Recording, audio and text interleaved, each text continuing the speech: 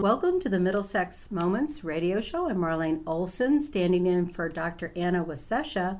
With me today is Sydney Sherman. She is the founder of Connecticut Ghost Hunters, author, and medium. Also with her is her assistant, and her name is Peggy Gaye. She's her PR coordinator, a member of the investigative team for the Ghost Hunters. So welcome to the show, both of you. Thank you. Thank you. All right. I'm going to start out with a quote that you have on one of your worksheets, and I think this will start us off quite nicely. So here goes. Have you ever felt as if you had been touched or smelled a familiar scent with no explanation? These types of events happen to us all the time. Usually, it seems out of nowhere. So with a statement like that, I think our audience is beginning to guess what we're going to be talking about. If you want to go ahead and take that. Well, the reason why we start in usually talking at any topic about that is because we have found that most people can sense when their loved ones, or as I consider them, the energies around them, they just might not know what it is that they're feeling. So if you ask people that question, have you ever felt like you've been touched, or have you ever smelled something, most people will say yes, they have. They just don't know how to take it the next step further to ensure that that is in fact their loved one and not just something that's in the environment. And I think there's a lot involved in that next step. If you really want to know whether it just happens to be something in your environment, what would you do? Well, as I teach in our workshops, and as I just taught in the presentation here at the college, you have got to know, what we all want to know is we want to know for ourselves whether we're really having the experience.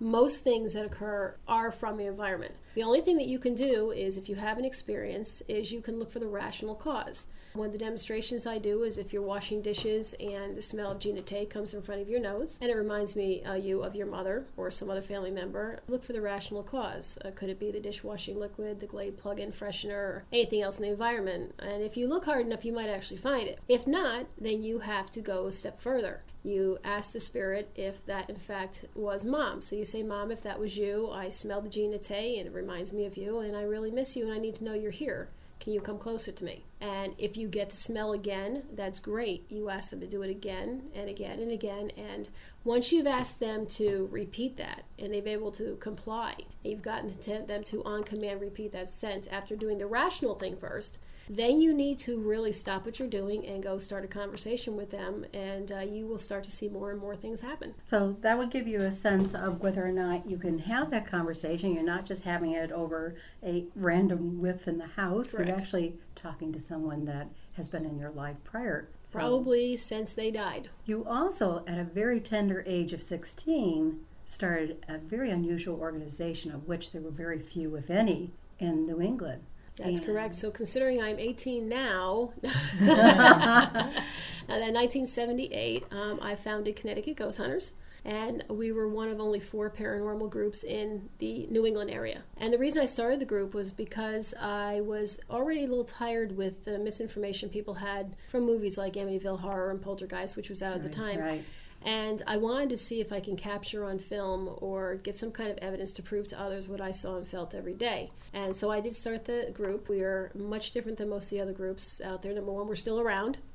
We have a great reputation, which I'm very proud of. Our team members are not only skeptics but believers to an extent. We use everything that's considered scientific and very rational. Our motto is, if the evidence you've captured or the experience that has occurred can be possibly caused by anything else, you can't say it's paranormal. And on that note, we're going to take a quick break and be right back after these messages. Welcome back to the Middlesex Moments radio show. I'm Marlene Olson, and with me today in the studio is Sydney Sherman. She's a author, a ghost hunter, the actual founder of Connecticut Ghost Hunters, and a medium. Also with us is Peggy Gaye, who is her PR coordinator, assistant, do everything, and an investigative member on the Connecticut Ghost Hunters.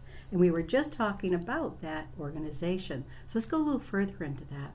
Exactly what is it that you investigate? How do people come to you and ask you about what they're experiencing, and what steps do you take to verify it or debunk it, or what goes on? They contact us through our website, and they usually we have a person that goes and calls them up and talks to them in depth. They don't tell Sydney.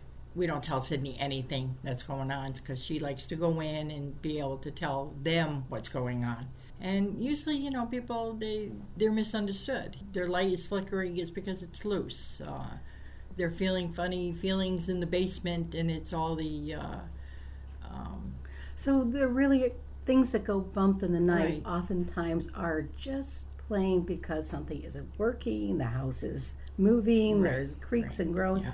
But what you do is take it to that next level and you can really look at what's happening. Definitely, yes. We take a very rational approach, and so what we do is we first go in there with the intentions of letting the homeowner or the business owner know what is not paranormal. And they get a little disappointed sometimes, as Peggy just said. Usually it's just something can be easily misunderstood or whatever. But I think because of what our thought is of what we think the afterlife is about, it causes the confusion. And so we do a lot of education. We always have. Connecticut Ghost Hunters is known for education. And we tell them what it is that they should be looking for. If they're looking for cold spots, which is what most people are told through Right. TV shows to Yes. look for, that's wrong. They're actually energy beings just like we are, so they're warm. And also the dark shadows or shadow people. And people are watching shows on TV and they're being told there's something to fear, they're evil entities, they're out to harm them. And in fact, sometimes our loved ones, when they project themselves to us, the best they can do is present in a silhouette or a shadow form. And so if we're running from these things because the misinformation that's out there, we're going to miss a lot that's going on around us. So I think that's the biggest thing Connecticut Ghost Hunters does. Is we do a lot of education, and we make people very, very comfortable in their home, and we can explain a lot. We don't go in there and capture orbs and waste our time with orbs, because orbs are nothing that can be absolutely proven to be spiritual activity. So what kind of things would actually be an orb? I mean, we talk about orbs. There's the orb that you see in a photograph. So orbs, we're saying, are usually reflection of light. The word orb is a term used in the ghost hunting community to define a round spherical object that you can capture on film or you can see with your naked eye. And what we say is the fact that, number one, I can see spirits and I know they don't look like that. So that's easy for me. But for most people, orbs can be so easily caught on film as moisture, dust particles, reflections of light, bugs, and we catch your bugs on a regular basis. And we always tell people, look at the environment. It's almost impossible to secure the environment of the area that you're taking a picture at to where there's no windows around you, no sun over your shoulder, no lights overhead, no bugs, moths, and even breath in front of their face. We have people that take photos and send photos to us all the time and say, look, I caught a spirit manifesting. And they think that because it was the summertime, they couldn't possibly be their breath. And I tell people all the time, you still breathe in the summer. It's just that in the winter we see it because it's so cold. Right, the breath right. can still come in front of the camera. It is caught in the light of the camera and it's still being printed on the film. So orbs are not indicative of your loved one or paranormal activity. And we get a lot of hate mail for that because people want to believe that. They want to believe that they've caught their loved one. I'm 52 years old and I've done over 15,000 investigations and I can see my loved ones.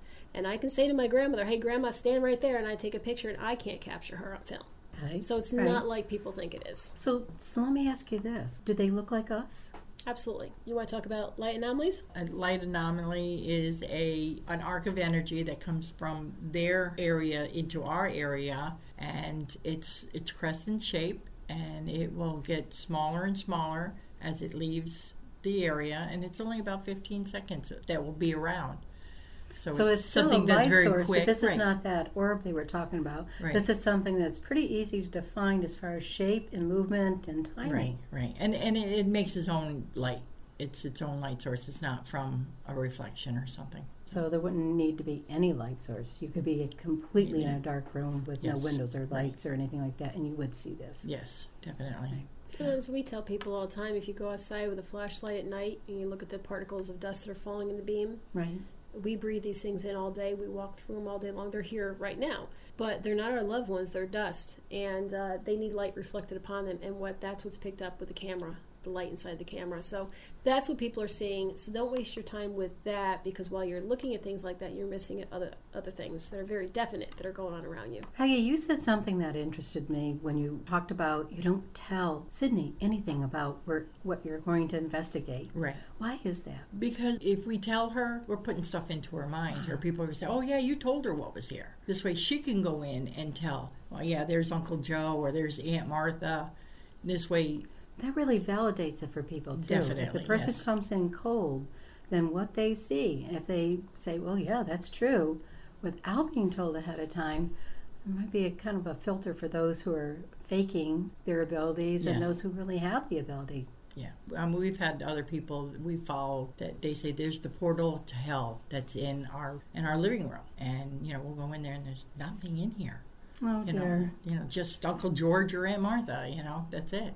So of the 1,500, can you give me a ballpark figure that were actual spiritual or paranormal investigation? Every home has spirits in it. Every home has energies in it. Okay. And so the thing is how the people are processing what's going on in their home.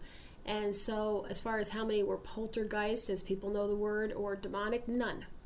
None. Absolutely none. Absolutely none. And I mean, that's what every television show is built on. Well, practically. that's good for ratings, is it? Of If course you go it into is. someone's house and tell them that something very easily explained, the show wouldn't be on TV very long.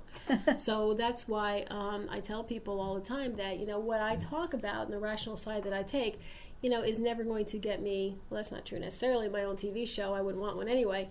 But it's more important to me that people stop the nonsense and start being a little more rational. Because let's face it, we're all going to be on the other side someday, and we're going to be trying to get our loved ones' attentions, and they're going to be ignoring us.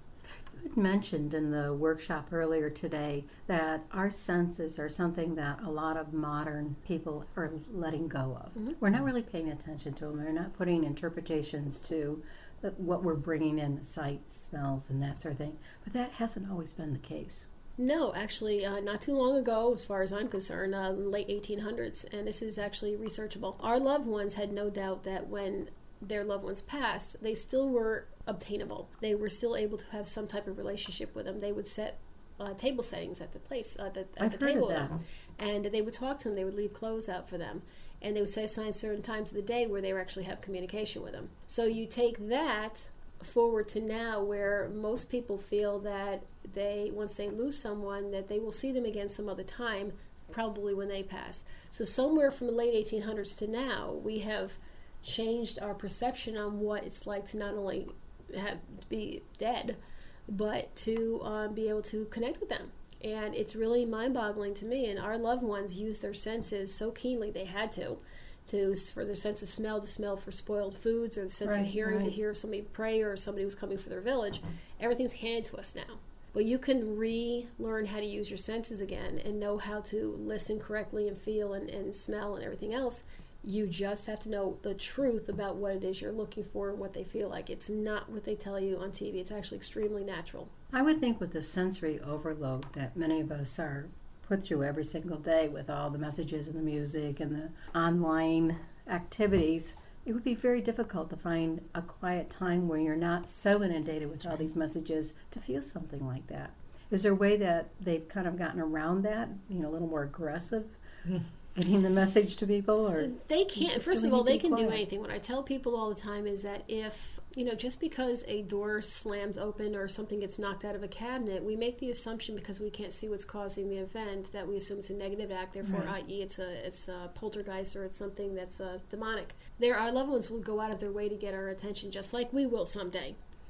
But they will try to get our attention. It's not them, it's us. We're the ones not paying attention. And if you get to know what it is like to smell them, to feel them, to hear them through the use of an EVP or electronic voice phenomenon, you can make your own time for this. And it is not as hard as people think. And Peggy and I have done many, many, many workshops. And really something I didn't want to do. I didn't really want to start doing this. But everybody can learn to use their senses and connect with the energies that are around them. It's very easy. It's very natural. And once they start doing it and they learn how to do it, they have so many more experiences. I understand that you do workshops on this. Yes. You want to tell people how to get a hold of you? Sure. They can contact us through our webpage at sydneysherman.net. There's some information on the webpage regarding both the workshops that Peggy and I do. One is called Understanding Your Senses, and that is the one that really guides you through a one-on-one event, which can tell you how to feel, how to smell, how to hear, how to see your loved ones. It's very in-depth. It's usually about 5 hours long. Oh my. Well, but it takes a long time. It goes real fast, though. It does. It goes a long time. But people want that one-on-one, and it allows me the opportunity, instead of in front of a large group, to really watch how people are doing it and to teach them the right way, and they're going great. The other one is about auras, And auras are not what people think they are. And people are really amazed to find out not only that they can see auras, but how to do it and how accurate they are to describe what's going on with somebody right now. We're going to take another break, and when we come back, I'd like to bring up the subject of auras again. Right, be back right after these messages. Welcome back to the Middlesex Moments radio show. I'm here today with Sydney Sherman and Peggy Gaye, and we've been chatting about paranormal spiritual activity, and we had just launched into what auras are. So let's go there again. Auras. Well, auras actually are not the big mystery that most people think they are. They actually are the physical manifestation of a waste product that our body emits through digestion, through respiration, through the cell dividing, and things like that. These are natural processes. That's why it gives us our colors. So if we are not healthy, if we're sick, if we're happy, if we're sad, they, like a mood ring, can change their colors because of the byproducts that are being emitted off of you in your energy form. So, people think that they mean all these other things, and it doesn't. And anybody can see an aura if they know what to look for. Auras, everyone has them. They form a scale, and on the one end of the scale is a more like opaque, not even white because it's absence of a color, and that's more the spiritual. That's what the spirit has, or somebody when they're getting ready to pass, they get that white color around them. And then the two spectrums in between are the earth tone colors, which most people have, your beiges, your tans, your greens, your light browns, your light blues. And then there's the life colors, which are violet and blue. Blue meaning empathetic, and violet meaning a little more ability to see, hear, smell, feel, which is what I am. Peggy's a blue. Blue is empathetic. And then the other end is a like a dark purple, which is more alternating. People may reach that if they're very ill or they're very emotionally distressed, but then they revert back to their normal aura color. I can't resist. What? Do I have one? You actually have two.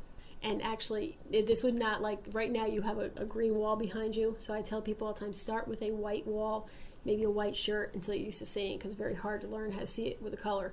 But you have a light, sunshiny yellow color, but you have a lot of blue in your shoulders and across your chest. So you have a little bit of that empathetic ability going on with you. But otherwise, you have a nice normal color. You probably can sense things from time to time, maybe not quite sure exactly what it is you're sensing. You can work on that. Anybody can work on it. Anybody can do it. But you have actually a very nice aura. And yours is, remember when in the presentation I said it was whole? Yours is whole like mine. Nice. Yeah, it's not without its issues, but yeah, it's okay. It's fine. I like it. I like mine. And Peggy's, like I said, the nice, normal, blue, empathetic, and she is very, very insightful. One of the things you had mentioned in the workshop was the aura of spirits are light or opaque. Mm-hmm. You had also mentioned the lack of anger or human emotions. And I think a lot of people, if someone's always with you, you think they're bringing that with you. Talk a little bit about that. Well, and people get a little annoyed. I've had things thrown at me when they want to hear that their loved one is not suffering, they're not sad that they've departed. But when we separate from our physical selves, we're right back to our energy form. Our energy is not human. We've lost the human frailties when we passed. So, on the shows on TV, they show that people are angry or they're sad or they're yelling for help or all these other things.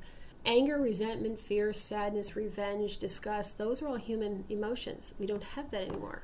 But I think that's what people fear, that if a person they didn't particularly like when they were alive is now in their presence, they bring that with them. And you're saying that doesn't really happen. No, as a matter of fact, I'm a perfect source for that because one of my grandmothers who's with me, I couldn't stand. She didn't like me. I didn't like her. She was evil as far as I was concerned. And she's with me all the time. But again, she can't cause me any problems, and she doesn't, because all the things that she used to say, her nature is no longer there.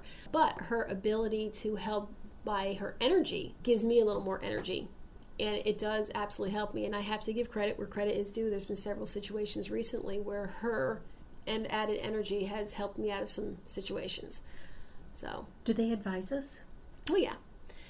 Even if we can't hear what they're saying, and most of us can't, which is why I recommend an electronic voice phenomenon or a digital voice recorder in every home, they give us clues. They do things. They put things in front of us to try to stop us. One of the stories that's in my book, which of course I'd like to talk about, You Are Not Alone, is of a young wife and husband who just got back from showing off their new child, and they went to go into their home, and the gentleman could not get the key in the front door, no matter how hard he tried. And all of a sudden he felt, and the wife heard, a huge smack on his hand. The key went flying several hedges over.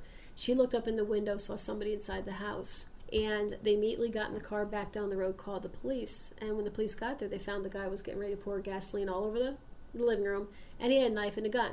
Oh my. Now, we don't know what would have happened. Maybe he would have run out the back door, or the worst could have happened. So the next day, the gentleman went to go look for the key in the hedges, couldn't find it, and went to go back into the house. It was sitting right there on the handrail, and he put it in the lock, and it opened right up. So who hit the key out of his hand? He knew. He told me exactly. He knew who exactly it was. They can do that. They can call your cell phone. Another story in my book, a girl, phone kept ringing, no number. Her mother passed away years before. She finally answers the phone. It's her mother telling her to get back in her car. She jumps back in her car, and here's 4 gunshots in the store she's getting ready to go in. An employee killed 3 people and shot himself.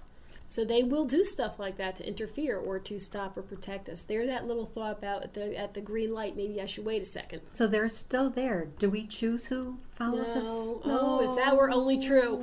No, because I would have chosen other people than some of the people that I got, like the grandmother. Yeah. I would have definitely picked a couple of other people. And I don't know the process. I don't know if they're chosen for them or if they choose. I just know we don't have a choice. But the ones that are with us are always with us, and they always will be with us. And they always will be with us. That was my next question. Yeah, they don't go away. Do we gather more? Yes. As a matter of fact, when I was a child, all my loved ones who were close to me were still alive. So the spirits or energies that I had with me, I didn't know those people. I didn't know who they were. Right. So when my loved ones who I did know start to pass away, they took their rightful places where they should be next to me. And the other ones got pushed back a little bit further, but they're still with me. They still do not go away. But the ones that you really had the relationship with, they have a little stronger pull on you and a little stronger persuasion. So how young were you when you first started seeing people? All my life. My mother has pictures. As a matter of fact, on my second and third book, there's actually drawings from pictures. My mother has me taking a spoon and reaching it out in mid-air, trying to feed somebody that nobody could see, or reaching my hands up trying to be picked up. But again, I thought this was normal. I thought everybody can do it. I just thought everybody saw these people were there. They just looked a little different. And it wasn't until I was about 6 years old where that schoolmate kind of called me out and was making fun of me. That's when my grandfather sat me down and explained to me that, you're okay. It's just that, you are seeing and hearing people that are there. It's just other people can't.